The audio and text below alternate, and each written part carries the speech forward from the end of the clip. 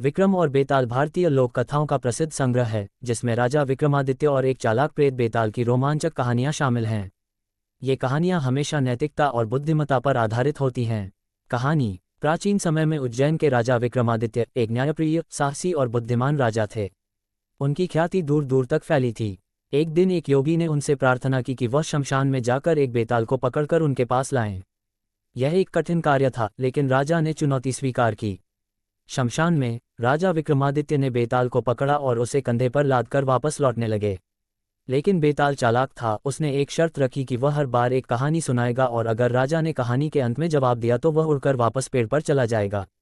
अगर राजा ने सही उत्तर नहीं दिया तो वह उसके पास रह जाएगा।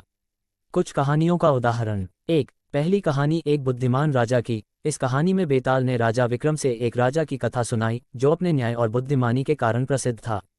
कहानी में 3 भाई थे, जिनमें से एक की पत्नी को एक दुष्ट राजा ने बलपूर्वक अपने साथ ले लिया था।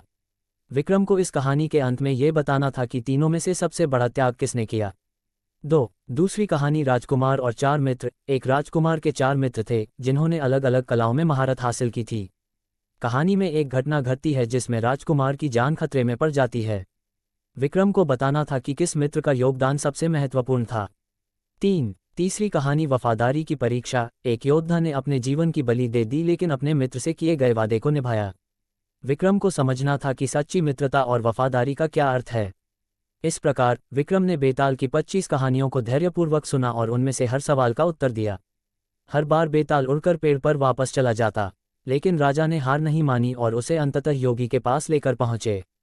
वहां उन्हें पता चला कि योगी का उद्देश्य राजा को मारकर अपनी शक्ति बढ़ाना था। विक्रम ने योगी की योजना को समझकर बेताल की सहायता से उसे पराजित किया। अंत में बेताल ने राजा की सत्यनिष्ठा और साहस को देखकर उन्हें वरदान दिया। कहानी का नैतिक। इन कहानियों से हमें सीखने को मिलता है कि